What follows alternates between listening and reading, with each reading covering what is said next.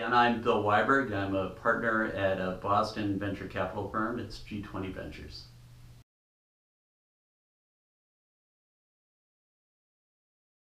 So I grew up in southern Connecticut and went to college at Cornell University up in Ithaca, New York. I was an engineer. I studied operations research at Cornell, and I came right out of school and worked for Bell Laboratories down in Homedale, New Jersey, but they were good enough to send me to graduate school, and I went out to Stanford and got a degree in engineering economics. And I worked, we'll talk probably about my work background, but I later went back and got an MBA at Columbia University.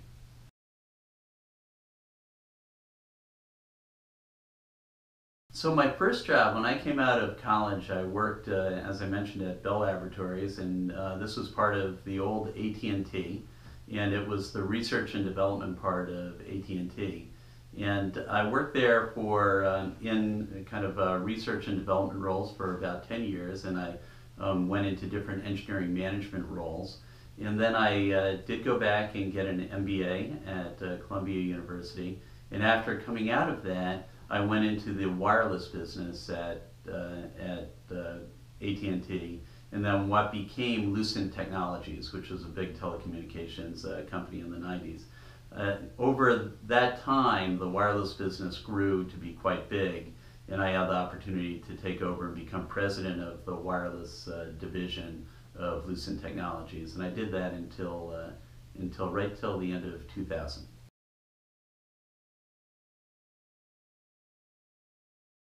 Well, you know, it's interesting. When I went to college, I went into an engineering program because I was reasonably good at math and science, but I didn't have any idea of what engineering field I was going to enter into, and I ended up in this field called operations research, primarily because it was about problem solving. So it was using math to solve very understandable problems, and I found that more interesting than doing things that were more abstract.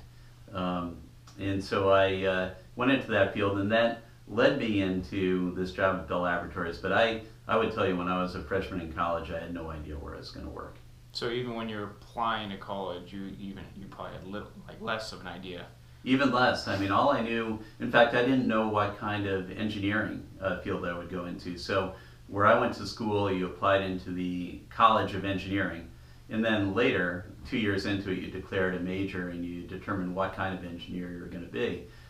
I had never heard of the field operations research, the field I ended up majoring in. Until I went to college, I had never heard the term. So yes, it's right. I had no idea when I was going into school.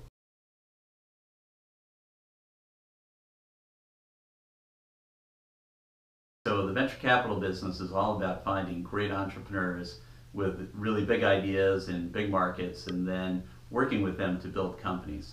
So a typical day for me now is I have investment in 6 companies. I'm on the board of directors of those 6 companies, and I spend a fair amount of time, probably half my time, with those companies, helping them think about their strategies for growth and dealing with whatever issues they might have. So each of the companies has a series of formal board meetings, and I participate in those, but I spend a lot of time in between with the CEOs of these companies talking about their business problems. That's about half the time. The other half of the time, I'm trying to find new investments, so I'm trying to find new things to invest in, and that really is a matter of meeting the best entrepreneurs. The best entrepreneurs will have ideas that I've never thought about in markets that I haven't spent a lot of time thinking about. So I'm trying to meet the most passionate, the smartest people I can find, and have them convince me that their idea is a great idea.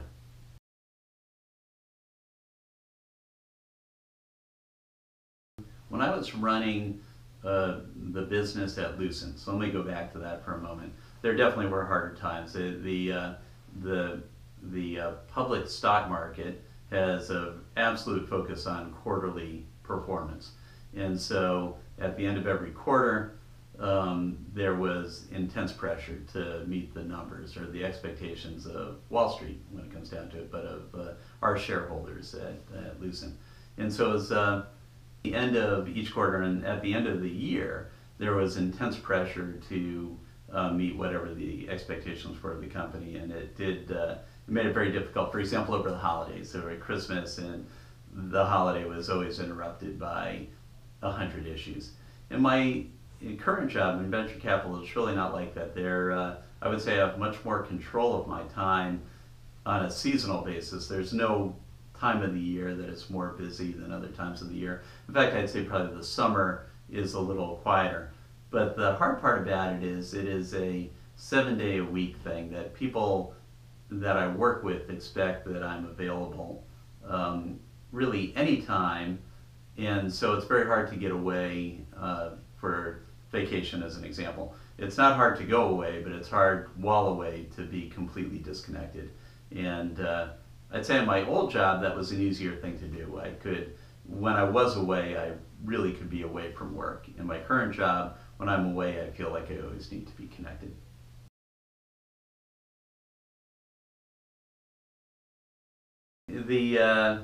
I guess I do. So I got my first glimpse into venture capital when I was a graduate student at Stanford.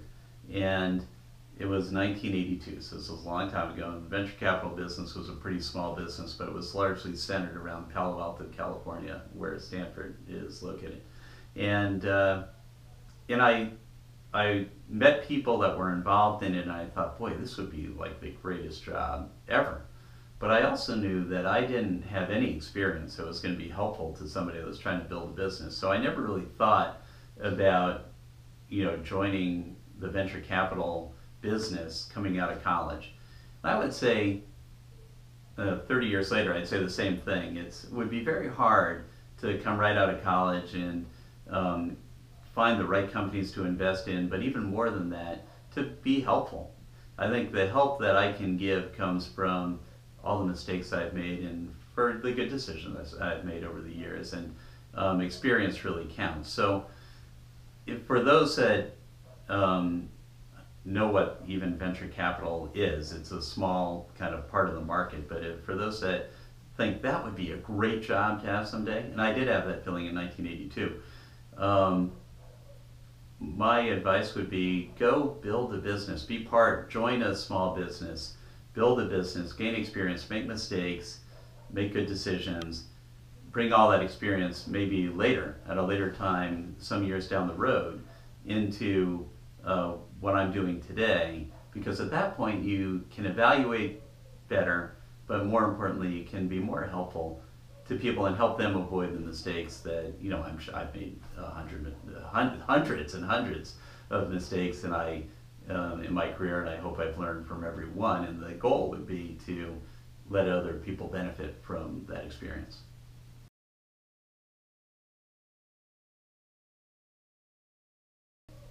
Yes, but so there's great opportunity for young people to join startup companies. So to get involved in the entrepreneurial activities where I think many of the jobs will be created over the next 10 years. And I think there's enormous opportunity to do that. I think there's less opportunity to say, hey, what I want to do is I want to be a venture capital investor coming right out of school. So the question is, if that was a long-term goal, what's a good short-term goal? Well, the short-term goal is go find something you love in college, and then come out and try to use that in this case, maybe in a small company, in a startup company, where there will be, I think, huge growth of job opportunities. Learn from that, and then decide what you love to do. And maybe this would be it, but only time will tell.